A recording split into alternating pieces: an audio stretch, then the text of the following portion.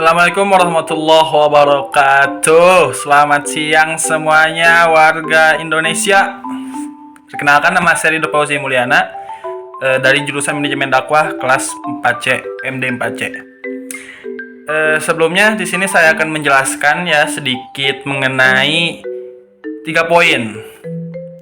Yang pertama yaitu pengertian daripada administrasi dakwah. Yang kedua yaitu fungsi daripada administrasi dakwah, dan yang ketiga yaitu perubahan dinamika teknologi dan dakwah. Kita jelaskan satu persatu. Baik, let's go. Baik guys, saya sudah merangkum di laptop sini mengenai 3 poin yang tadi. Kita jelaskan satu persatu ya. Pengertian daripada administrasi dakwah itu ada 2 kata. Yang pertama ada administrasi dan juga ada dakwah. Administrasi adalah ada itu intensif dan minister melayani, membantu, memenuhi administrasi menuju pada kegiatan usaha untuk membantu melayani, mengarahkan atau mengatur semua kegiatan dalam mencapai suatu tujuan begitu. Nah, pengertian daripada administrasi ini dapat ditinjau dari 3 sudut. Yang pertama, administrasi dalam arti institusional. Yang kedua, administrasi dalam arti fungsionil. Yang ketiga, administrasi sebagai proses. Sebagai proses administrasi itu berarti keseluruhan proses yang berupa kegiatan-kegiatan, pemikiran-pemikiran, pengaturan-pengaturan sejak dari penentuan tujuan sampai penyelenggaraan, sehingga tercapainya suatu tujuan begitu. Jadi intinya administrasi itu adalah sebuah melayani begitu, membantu memenuhi administrasi merujuk pada kegiatan usaha untuk apa? Untuk membantu melayani, mengarahkan atau mengatur semua kegiatan dalam mencapai suatu tujuan begitu. Nah, adapun dakwah itu sudah familiar ya. Asal bahasanya dakwatun, yang artinya mengajak,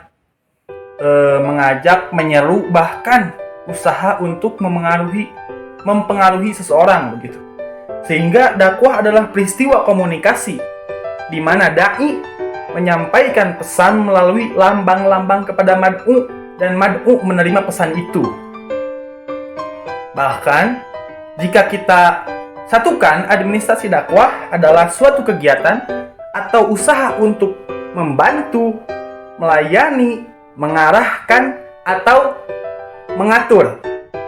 Mengatur apa? Semua kegiatan di dalam mencapai suatu tujuan yang di dalamnya ada upaya untuk mengajak atau menyeru orang pada jalan kebaikan yang benar, yaitu agama Islam. Pada yang selanjutnya yaitu mengenai daripada fungsi administrasi dakwah.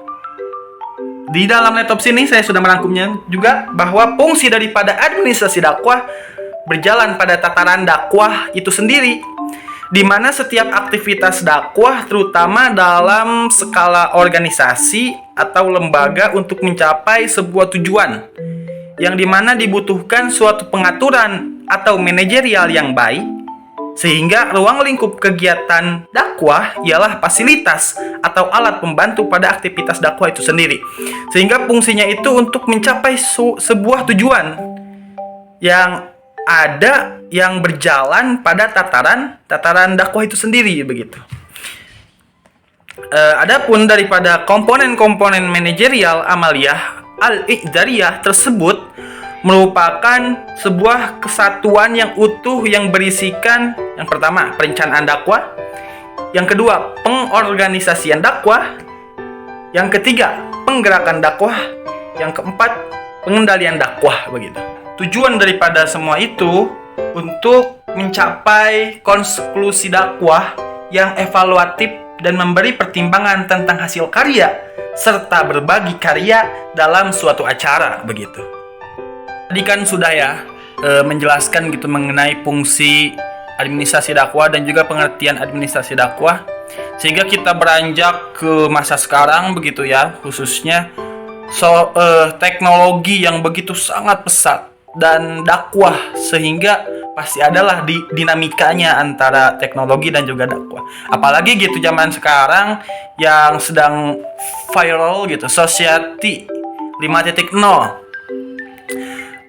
Kita harus tahu dulu Society 5.0 itu adalah visi masa depan yang digambarkan oleh Jepang yang menitik beratkan pada penerapan teknologi tinggi seperti IoT dan AI gitu ya, untuk meningkatkan efisiensi dan produktivitas dalam berbagai sektor, serta mengurangi dampak negatif terhadap lingkungan dan membantu mencapai tujuan pembangunan berkelanjutan.